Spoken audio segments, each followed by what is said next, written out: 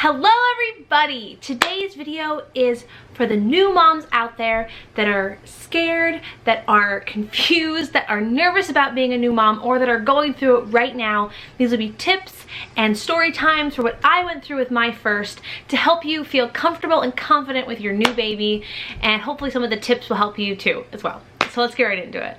So I first wanted to start with some of my stories, some of my silly, like, I can't believe these things happened to me, that I freaked out this badly as a new mom, that I was so scared, so nervous. I mean, really guys, I never even held a baby till I had my first baby. So I was really like a new mom. Like, this was like all new to me. I walked into this blindly. I had zero preparation. I mean, I had no idea what I was getting myself into. When you have a new baby, you really don't know what's going on. You don't know if they need diaper changes, if they need to be fed. You really are just like, you look at them and you're like, what do you need from me? And I must have changed Harrison's diaper, my oldest. I would not exaggerate, like 20 times a day or more. If his diaper even got remotely wet, or if I thought it was wet, or I thought it was going to get wet, that diaper would be changed.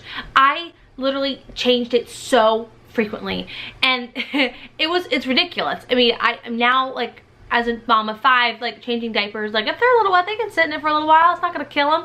I mean, it's like half of what I used to do. But as a new mom, not knowing what's going on, I changed their diapers so frequently. So again, if you're doing that right now, that's okay. But again, you don't have to either. Like, you can tell yourself, if it's a little wet, it's okay. If he's not complaining or she's not complaining, you don't have to change their diaper. But I get, like, why if you're doing it, because you just don't know.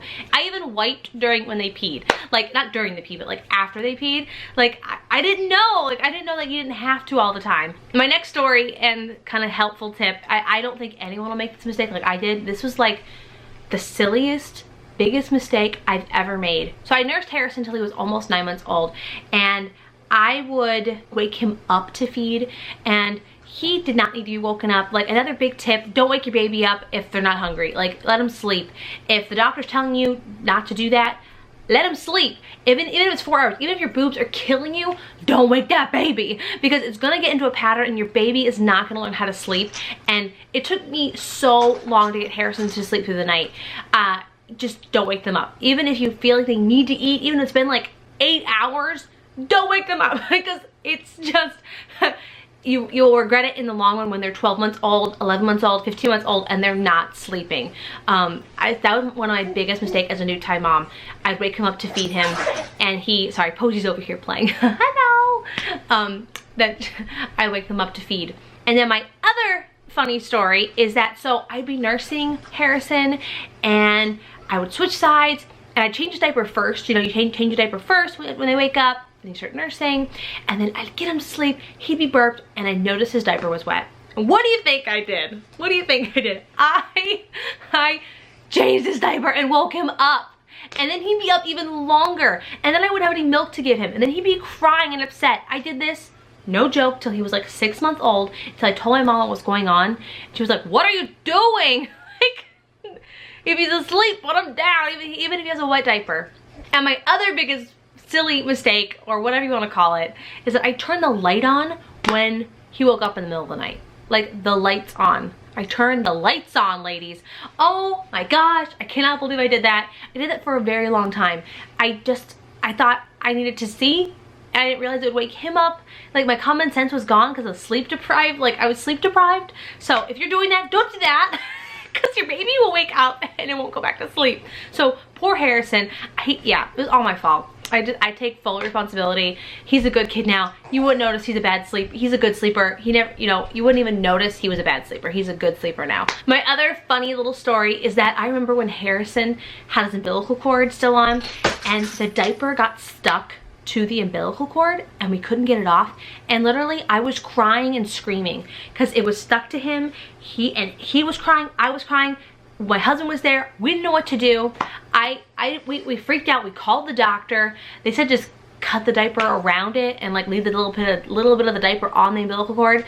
But like, I was freaking out, ladies. Like, my like hormones were going. I was losing my mind. I was crying.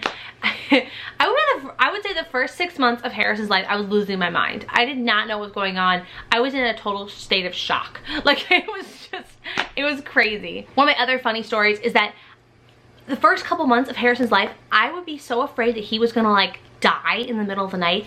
I would probably wake up like every hour on the hour, like checking on him, like until my husband realized what was going on. Then we moved him to his side of the bed because I could not sleep. I literally thought he was dying. I remember like on the floor sometimes crawling into his room, like when he was in his bed, even when he was like 6 months old, checking to see if he was breathing, watching the monitor intently to see if they're breathing. It's like something as a new time mom, like when you're not used to it, you don't know what's gonna happen. You're just so afraid that something horrible is gonna happen. And I know like I can't stop you guys from doing that, but if you're going through that, it's totally normal. It's totally normal to freak out that your baby's gonna like die. Cause I do for almost every baby, but not to that extreme. Do you know what I mean? I say a little prayer probably every night to keep the baby safe. But for some reason, that first baby, God, I checked on Harrison so many times. I literally thought he was like not breathing half the time. I think I even woke him up once. I was so scared. Yeah, I'm not ashamed. It's just, this is what I did. First time mom, hilarious stories, I think, now as I look back. When you're changing your baby for the first time, like putting clothes on, and how it takes you a million hours. And then as you have more kids or as they get older, you get faster and quicker, and how you cannot believe it took you 15 minutes to get one baby dressed. I can remember like his little hands pulling it through.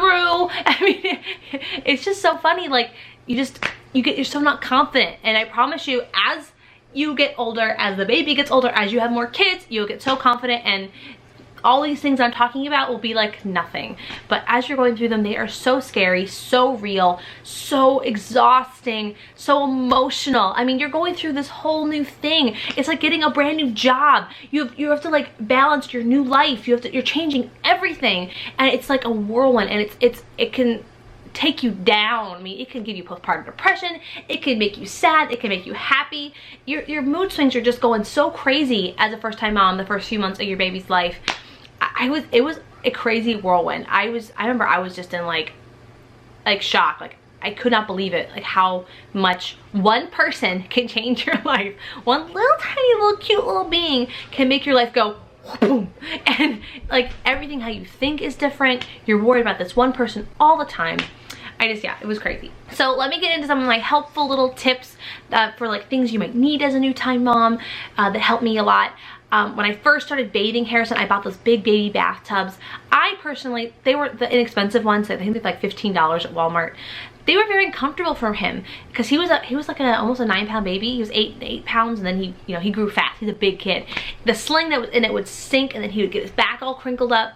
I would recommend now one of those baby hammocks for the bathtub. Sorry about my kids upstairs. They're playing. I would recommend one of those baby hammocks. They're amazing. I use them all the time now. It doesn't hurt their backs. They can totally like outgrow it. It's not a big deal, and it's comfortable for the baby. 100% baby hammocks for the bathtub. And then my other recommendation is a sling or a carrier. As a first time mom, I use that all the time. Like whenever I want to get anything done, because I didn't know putting your baby down a lot. You know, when you're first time mom, you want to hold your baby. So I held Harrison all the time. He was in one of those like cross slings. I'll definitely put a link in the description box below for one. I loved it. I used it when I went out. I could jump him around. I wore him everywhere. Bless you, Bozy. And it was a lifesaver. It really, really was. A sling or a carrier when you have one kid is just amazing. It really is. As you have more kids, it's a little more difficult. Just for me, I had a hard time using carriers as I've had more kids. But with 1 kid, 2 kids, I would say even 3 kids, it's totally doable. When you get 5, your hands need to be free all times. You can't have anything in front of you. When you first get home, try not to have a lot of visitors. You're going through so much. You don't know what's happening. You're just losing your mind, and you don't want anyone judging you. You don't want people to give you advice. That's what, for me at least, unless the visitors are like your close family, I would say that know you personally. but I needed time and space to adjust to this new person. I couldn't handle company for a long time. I was just so paranoid of everything, him getting sick, me dropping him. Like, there's so many things that freaked me out. So if you're like me, like, hang back on the visitors, give yourself some time to adjust to this new person. If you're planning on going out with your baby for the first time, give yourself extra time.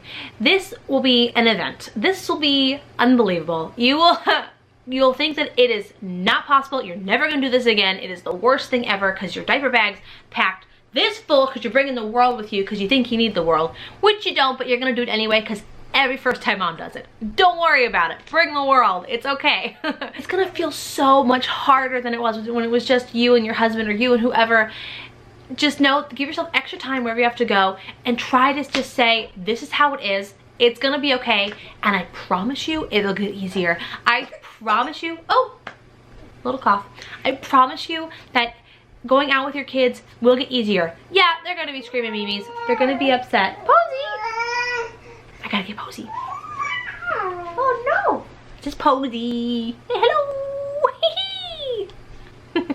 And another quick thing about being a first-time mom is that when I had Harrison, I expected that I fit into my skinny jeans within the first 2 weeks of after having him.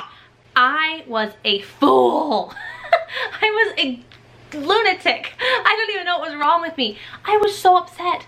I thought I literally did not expect my body to be that way, and it took 4 to 5 months for me to get back into my old jeans. So again, give yourself time. Don't weigh yourself. Tell yourself, I'm nursing a baby. I need to eat. My body's gonna be the way it is. Buy yourself comfy clothes. Get some tight leggings that make your stomach feel good, and you get nice loose shirts so at least you feel like you look good in the mirror, and give yourself time. Worry about it when the baby's 6 months old. I'm still telling myself that after having my 5th child in 4 years, that I give myself time. But I want to be back in my old clothes. I've said this many times before, but I tell myself every day pretty much, give myself more time. Like, seriously, Emily, what do you expect? Seriously. Like, this is not gonna be like a bam, like, thank you, ma'am, I'm back to my skinny jeans. No, no. So yeah, give yourself time, love yourself, and know it's gonna go back. You're gonna go back, it's gonna be fine. One of my favorite products I think all new moms need to get, which I don't think is widely known, at least I didn't know about it until after I had Harrison for a few months, was gripe water. This stuff, is it gonna focus? Yes, gripe water. It is amazing. If your baby has hiccups or has gas, this changes the game, ladies. It helps so much. It makes them stop hiccuping, it makes the bubbles go away in their bellies, and it makes them sleep better. I've used this on all of my kids. It is a game changer. This is a must, like a must. And then one of my other things I want to say is that don't compare yourself with other mothers. Now that's very hard to do. I do it, and I still struggle with it even now. Why is their kid doing this and my kid isn't? Or why can't I do this and she can do that? And it's hard. You shouldn't compare, and it's easier said than done, but it's just gonna hurt you. And if you cannot compare yourself to other moms, things will be a lot better for you and for your baby. Love yourself, love your baby, and know you're doing your best. Everyone is trying their best out there. Even when you think you're not, you are, because it's hard work, ladies. Having kids is the hardest job in the world. It is so hard. No one tells you it enough. This is the best and hardest thing you'll ever do in your whole life, is having children. I wouldn't take it back, but there are days where I want to run away. And I'm being honest, it is hard. It is so hard. And if you have help, if someone's there to help you and you want the help, take it, because you're gonna need it. You're gonna need a minute to yourself to breathe.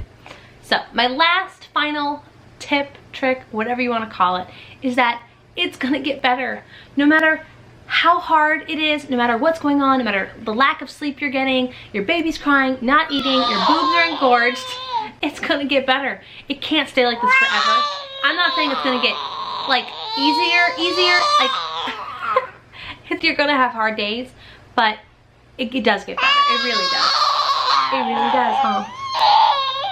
I mean, this baby, my 5th baby, you're a breeze. And it's because I know what I'm doing. So that's the main thing. Like, as you have more kids, the more confident you get and the easier it gets. Yeah, it's challenging. Your patience gets like thin, but with babies, it gets easier. It does. Toddlers, on the other hand, It's difficult. I'm still learning that trick. When I master that, I'll do another video. How to handle toddlers. And 4-year-olds and 3-year-olds and twin boys. Everyone has their own things, huh? And it's hard work. Alright, that's it for this video. Thank you guys for watching. Please like and subscribe and thumb this video up for us. We'd super appreciate it. We want you guys to have a wonderful day. And follow me on Facebook, Instagram, and Twitter. We'll see you next time. Say bye, Posy! Say bye! Bye.